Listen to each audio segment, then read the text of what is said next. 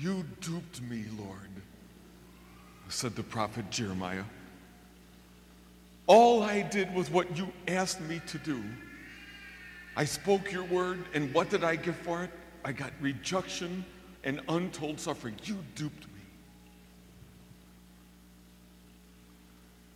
I think anyone who has tried to stay true understands what Jeremiah felt. Because when you try to do what's right, and you try to stay loving, you feel like you get taken advantage of, huh? You might be the one at work who doesn't play all those games, and you might be honest, and you might speak what needs to be spoken. And what did you get for it? You got passed over for the promotion. You duped me, Lord. Or in relationship, huh? You got married because it seemed like the most right and loving thing to do. You never thought it could be that lonely or that hard. You duped me, Lord. And we decided to have kids, and I thought I'd be a good mom. I never realized how exhausted I'd be, how inadequate I'd feel, and how at the end of the day I'd feel like I'd have nothing to show for it. And then when I hear my single friends behind my back say, yes, and she's put on weight too. You duped me, Lord. And priesthood too. Once while assigned here, I was called late at night to the home of a young man who had committed suicide in his home.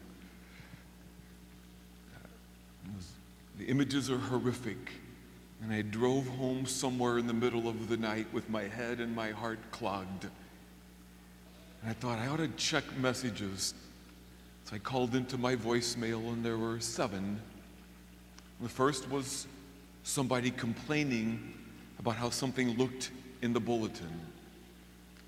The next was somebody complaining that they had called that morning, and didn't I care that I hadn't even called them back yet?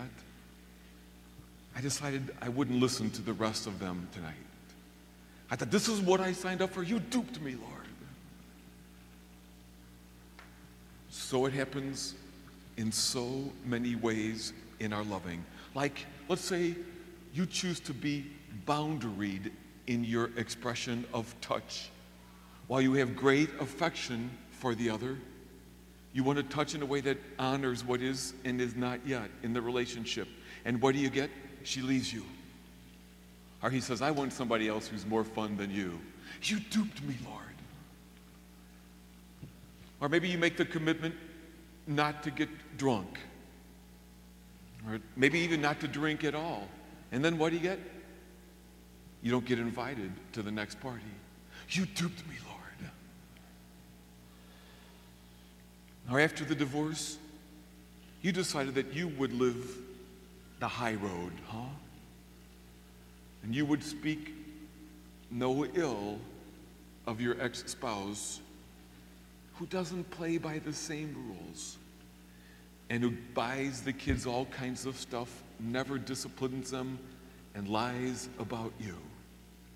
And your kids go, what's wrong with you, Mom, that you're not fun like Dad? You duped me, Lord. I think all of us can understand sometimes what the prophet Jeremiah cried out, because it's true, I believe, that everyone who stays loving and true will get taken advantage of, will suffer, and is duped, but not by the Lord. Because Jesus is the one who makes it so clear up front. In today's gospel, he says, you want to be my follower? I want you to know up front that you will suffer. You will have to take up your cross. You will lose the life that you know. Jesus is the last one to dupe us. No, we are duped by whatever it is within us and around us that thinks we should be able to love without paying a price, that it should be easy, that to live happily ever after means ease and avoidance of a heartache and hard work.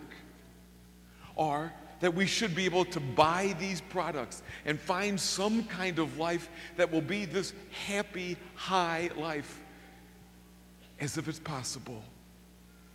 And we don't have to see the heartache and pain in this world. Or by the friends who say, just leave them. Or, you can get back at them and I'll show you how. Or on and on it will go. Oh, we are duped, but we are duped by the thought that we should be able to love without it costing us.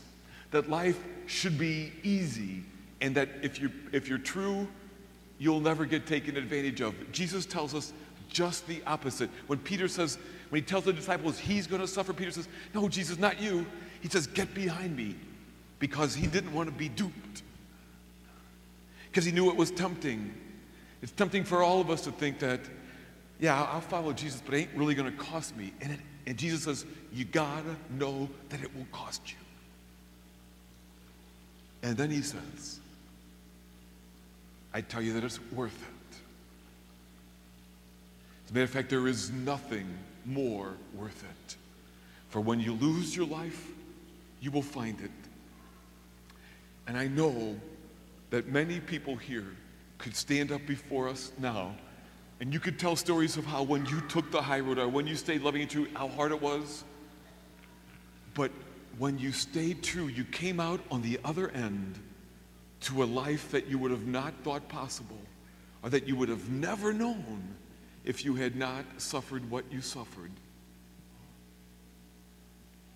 I heard a couple of kids on the playground at recess this week.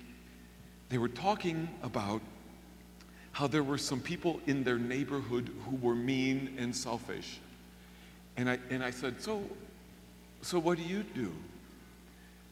And there's two girls, and then one girl goes, well, we try to do what they tell us at school to be like Jesus. I decided I didn't want to act like I knew what that meant. I said, so what? What's that like? And I love the one who said, we try to stay loving to them no matter what. And she said, it's hard, but it makes us happy. And then I wish you could have seen them as they looked at each other then and smiled. They got it. They go, it's hard, but it makes us happy. And they looked at each other and smiled. They got it. It is hard. Jesus wants to make sure we get that. But he also tells us that it's worth it. There is nothing more worth it than to stay true. So, when life is hard for you, or when you're taking the high road and getting beaten up for it, it's okay if you want to cry out, you duped me. But I wouldn't blame that on the Lord, because he's the only one who doesn't, who makes it so clear up front that there's a price to pay for love. And in that moment, as best you can, hang on to the truth that it's worth it. You might not feel it right then, but it is. There is nothing more worth it in the world.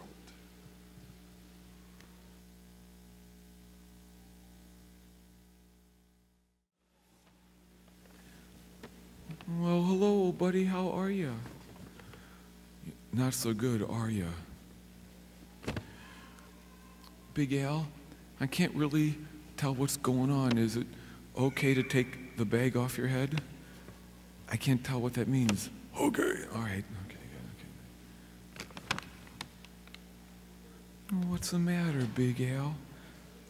Hurt me. What happened? Oh, I'm sorry they did that. They were mean to you, weren't they? Well, Big Al, I'm sorry, first of all. And then Jesus was talking about what what we do. What do you think you do when somebody hurts you? Show you.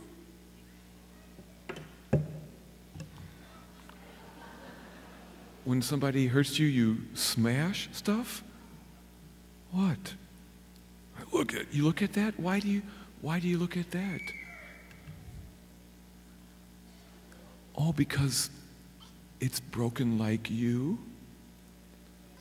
and them. That helps you remember it, doesn't it, Big Al? Oh, I think that's awesome. I know sometimes we feel like clobbering. I thought that's what you were going to say. Doesn't help. No, it doesn't help to clobber, does it? Big Al, I think the fact that you are trying to stay loving hard. Oh, I know it's hard. But it'll be worth it, Big Al, because you have something in you that nobody could take away. My looks. Not your looks, okay? No, you have a goodness, Big Al. Nobody can take that away, but you could give it away. And I hope that you keep that alive forever. It's worth it, Big Al, to stay true. Thanks. Go, Mizzou. Bye. And boys and girls, life will not be fair. But we hope that no matter what, you will stay true. Because you have a goodness in you that no one could take away. You could give it away, but no one could take it from you.